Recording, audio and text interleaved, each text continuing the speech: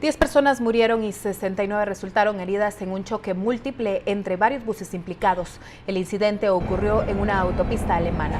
La policía informó que al menos 6 de los muertos han sido identificados y todos son de origen polaco. El incidente ocurrió cuando el bus embistió por detrás a otro y este impactó con otro que circulaba en dirección opuesta, lo que generó un verdadero caos y la tragedia que enluta al país alemán.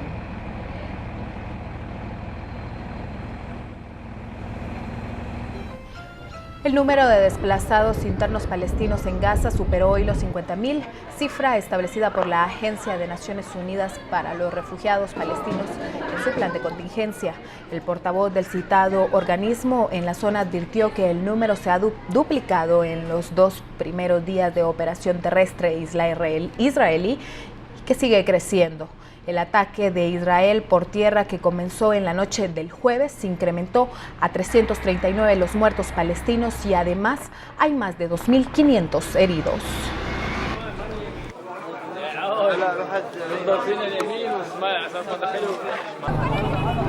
El Centro de Oftalmología de Quetzaltenango, al igual que todos los hospitales de oídos y ojos del Benemérito Comité Pro Ciegos y Sordos de Guatemala, ahora cuenta con un equipo de última generación para beneficio de la población del occidente del país. Veamos. Las manos hábiles y el atinado tacto de los médicos oftalmólogos de este hospital hacen que el paciente se sienta cómodo en el quirófano, en las intervenciones quirúrgicas en lo que a ojos y oídos se refiere, según sea la necesidad del paciente. Atendemos a todas las personas, desde recién nacidos hasta ya ancianos, incluso vemos pacientes de 90 a 95 años que muchas veces consultan aquí con nosotros. Vemos todo tipo de enfermedades oculares, oftalmológicas, desde una conjuntivitis ya sea infecciosa o alérgica hasta problemas de cirugía como cataratas, pterigiones. La ventaja que tenemos ahora en cirugías de catarata, por ejemplo, es que con el equipo logramos hacer una cirugía que es muchísimo más rápida, la recuperación, el paciente es completamente ambulatorio, viene, la cirugía dura aproximadamente entre 30 minutos y 45 minutos y el paciente se va el mismo día, ¿verdad? En esta región es una bendición el que exista el Hospital de Ojos y Oídos Elisa Molina de Estal del Comité Pro Ciegos y Sordos de Guatemala. Le digo que es una bendición porque son beneficios que reciben no solo los ciudadanos de aquí de Quetzaltenango, sino del suroccidente y de parte de Tapachula, Chiapas, México. Por una Guatemala en paz, reportó para Noticiero Guatevisión Daniel Nemo.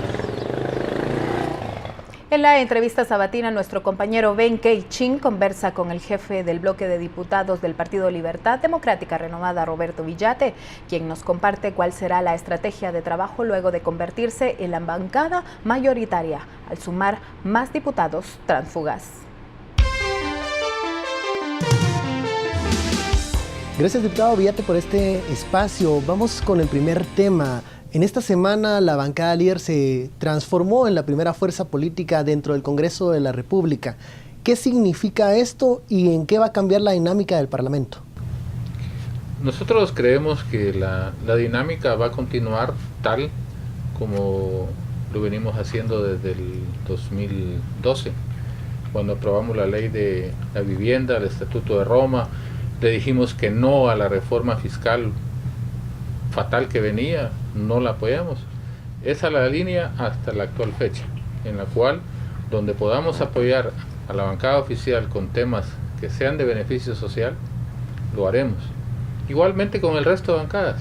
Es decir, si hoy por hoy una de las bancadas minoritarias quiere hablar con nosotros sobre un tema de alguna iniciativa que les interesa empujar, nosotros con todo gusto vamos a escuchar. Vamos quizá a enriquecer el tema o en su momento vamos a dejarlo tal como está y les vamos a dar el apoyo. Así ha sido, pero cuando digamos no, es no, así de simple. Diputado, ¿cómo se explica el crecimiento de la bancada líder cuando se aceptan a diputados de diversos partidos políticos y, por qué no decirlo, de diversas ideologías? ¿Qué está pasando y por qué esta integración coyuntural, podríamos decirle? Le voy a tratar de dar el ejemplo del diputado Sandoval de Jalapa. El diputado Sandoval de Jalapa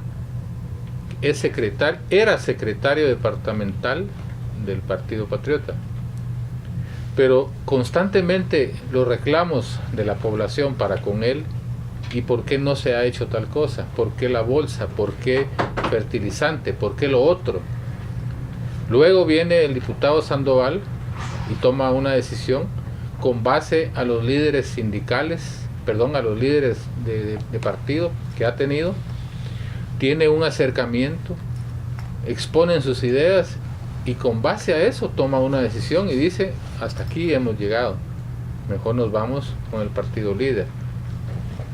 Es decir, que no es solamente la voluntad del diputado Sandoval, por decir las de los demás también, sino que es con base al consenso de sus cuadros políticos dentro de su distrito para tomar una decisión. Pero esto es con miras a una reelección. En algunos casos es probable, en otros llevan, por ejemplo, alguna inquietud más. Es decir, dice el diputado Sandoval, lo vuelvo a poner de ejemplo porque es una persona que prácticamente desbarata la estructura del PP en Jalapa. Toma la decisión porque así lo han estado cabildeando con toda su estructura. Pero hay algunos otros diputados, por ejemplo, que no tienen ningún deseo de reelección. Se lo pondré de ejemplo. Al diputado Milián, él ha decidido no ir a la reelección. De esa manera hay, con los 52 diputados, un fin, un destino, un interés, un pensamiento, un corazón o una decisión de estructura. Pero ahora, diputado, ¿qué pasa con el voto que se dio en las urnas en el 2011? Ustedes resultaron con 14 diputados electos.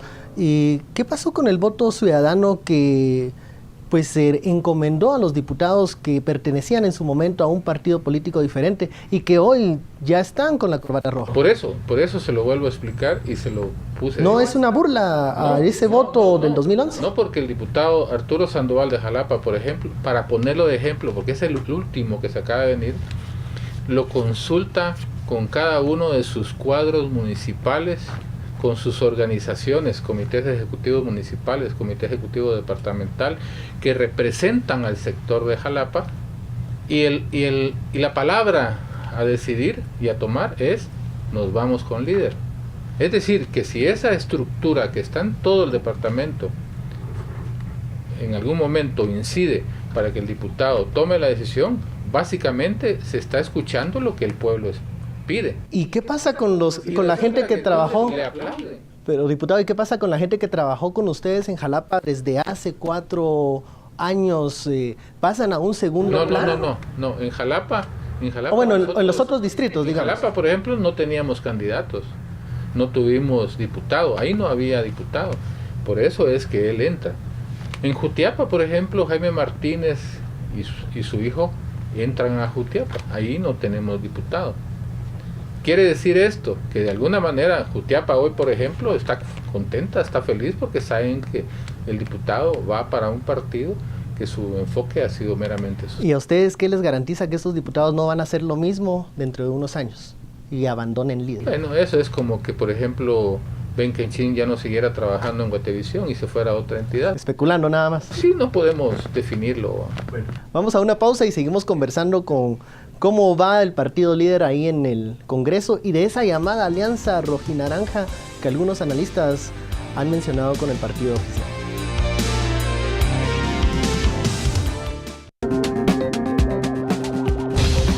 Hacemos una breve presentación de nuestros anunciantes y seguimos con esta entrevista.